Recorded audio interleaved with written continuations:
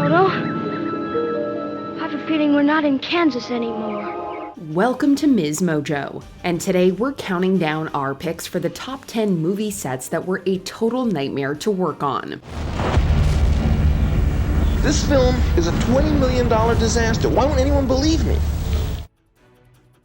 Number 10, Suicide Squad. This highly anticipated supervillain movie brought together several fan favorites, including Batman's arch-nemesis the Joker, played by Jared Leto. Oh, I'm not gonna kill you.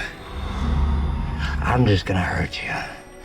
Really, really bad. Leto was so committed as the criminal mastermind that he went full method, staying in character throughout filming. Leto was notorious for giving some truly disturbing gifts to his fellow cast members. I got a number of gifts from Jared. Okay, Which I don't like to talk about. You tell me he sent people used condoms. Margot Robbie was even gifted a live rat, which she kept as a pet until it was discovered by her landlord. Robbie's rat was tame compared to the gifts some of her co-stars received, and Leto's strange behavior made for a truly uncomfortable on-set experience. I mean, the Joker is somebody who doesn't really respect things like personal space or boundaries. Worst of all, it was all for nothing. The film was panned by critics, and Leto wasn't asked to reprise his role in the sequel. Number 9, Waterworld. Scarred by his time filming Jaws, Steven Spielberg personally warned Kevin Reynolds, director of Waterworld, about the challenges of filming in open water. Reynolds went ahead with this massively expensive project anyway.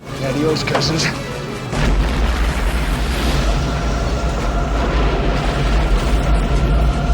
Spielberg was right, it turned out, as this set was plagued with challenges related to its post-apocalyptic flooded world setting. Jellyfish stings and seasickness were common, but storms proved the most costly and dangerous. Get the centerboard! Centerboard! What centerboard? I don't know what to do! One storm sunk an entire set that had to be completely rebuilt. Another nearly drowned Kevin Costner, who was filming a scene tied to his boat when the sudden storm hit. Note to self, always take Spielberg's advice. Those stunts were often really dangerous. I mean, I don't think in the time I've been doing movies have I ever said, oh yeah, that was really dangerous. But in Waterworld it was really dangerous.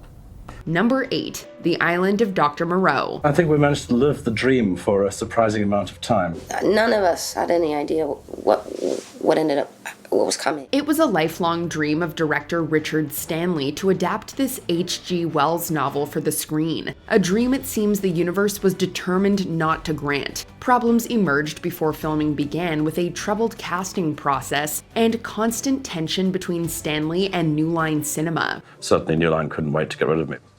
Knowing that the odds were stacked against me, I resorted to witchcraft. Several cast members faced personal issues that caused them to drop out of the film or severely hamper production, including Bruce Willis and Val Kilmer both facing divorce proceedings, and Marlon Brando grieving the loss of his daughter. Stanley was fired and replaced after rumors of clashes with the studio and Kilmer. I went back to my headquarters and started shredding documents.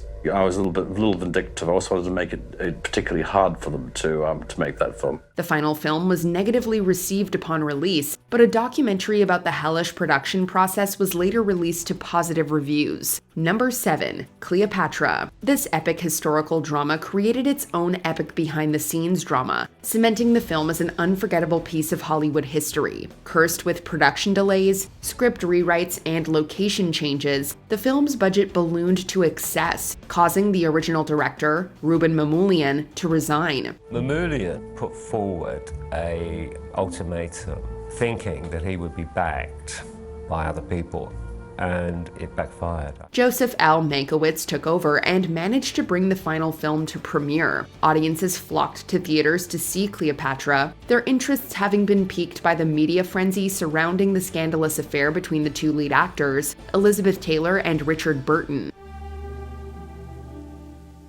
But I will never be free of you. Even the ticket revenue brought in by the salacious scandal wasn't enough to recoup the film's massive overspending. The film nearly bankrupted 20th Century Fox. By June 6th, the production was spending nearly $70,000 per day. Cleopatra was already $3 million more expensive than Ben-Hur. Number 6. Whatever Happened to Baby Jane? Life imitates art in this psychological horror film starring Bette Davis and Joan Crawford, who play two spiteful sisters feuding after lifelong jealousy over each other's brushes with fame. There's that nosy Mrs. Bates going on about your picture last night. Oh, really? Did she like it? Oh, really? Did she like it? Rumors of bad blood between Davis and Crawford had been swirling around Hollywood for decades, though they both reportedly dismissed these as untrue. Still, when Davis was nominated for an Oscar, Crawford supposedly felt snubbed. They're announcing the Oscar nominations today. Miss Joan, I want you to sit down. She offered to accept the Oscar on behalf of its absent winner, Anne Bancroft, taking the stage for the award Davis felt should have been hers. This famous feud and this infamous scene were dramatized in the aptly titled Ryan Murphy series Feud. Ladies and gentlemen of the press, tonight's champions. Number 5. Apocalypse Now. We're out here hacking inch by inch. We are up against, every day, 100 problems. It's like a great war itself. Francis Ford Coppola's Vietnam War epic is renowned as one of the greatest movies ever made, but its success came at the cost of an infamously long and arduous filming process. Originally scheduled to film for 5 months, production delays extended filming to last over a year. Each time I looked around, the walls moved in a little tighter.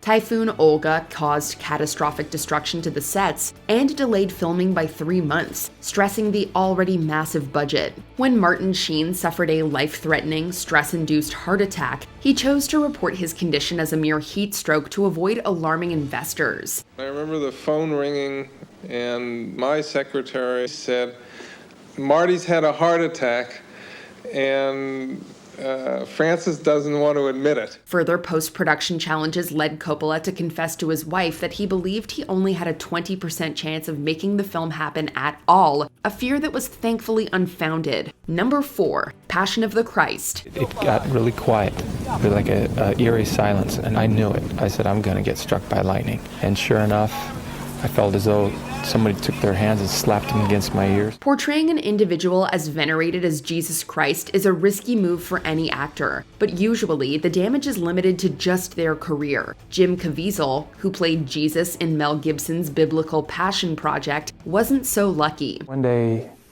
we were doing the flagellation scene, and one of the Roman guards struck and missed and hit my back on accident. I couldn't even breathe. Throughout filming, Caviezel was accidentally whipped, dislocated his shoulder carrying the 150-pound cross, and was even struck by lightning. To make matters worse, his minimalistic costume paired with the cold Italian winter caused Caviezel to suffer from hypothermia, which eventually turned into pneumonia. And there would be winds of 40 miles an hour.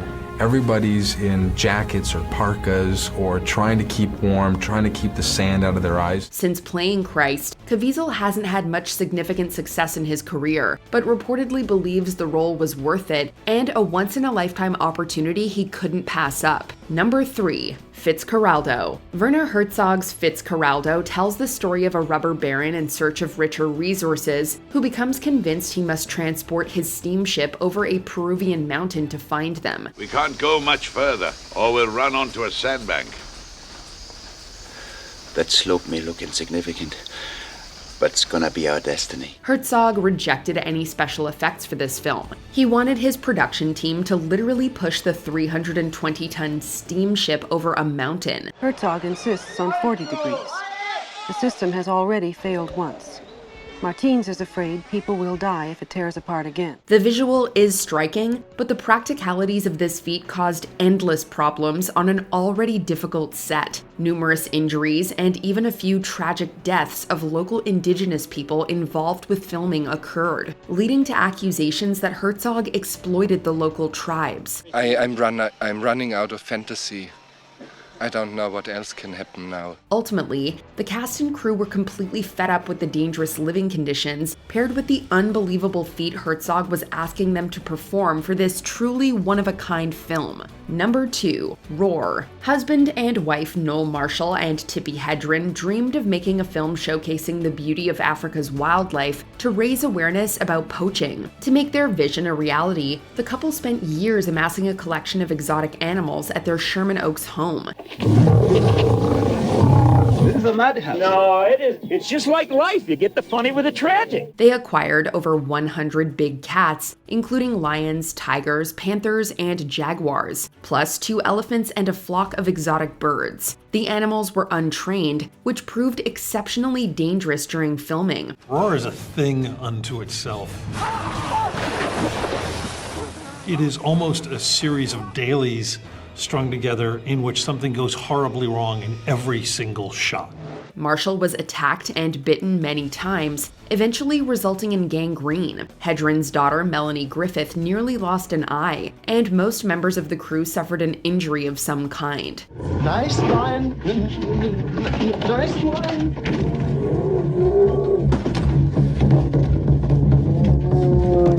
With such danger to animal and human welfare, it's insane anyone thought this was a good idea.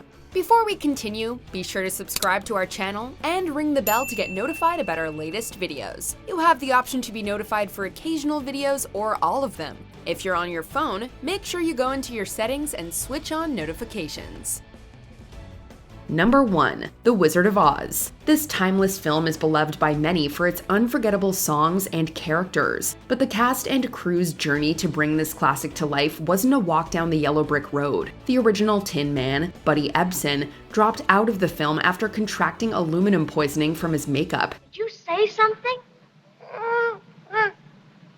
He said oil can. Margaret Hamilton, the Wicked Witch, suffered severe burns after a pyrotechnic effect went awry. Several flying monkeys were injured as a result of faulty wires. The entire set was filled with asbestos used in the film's props and fake snow.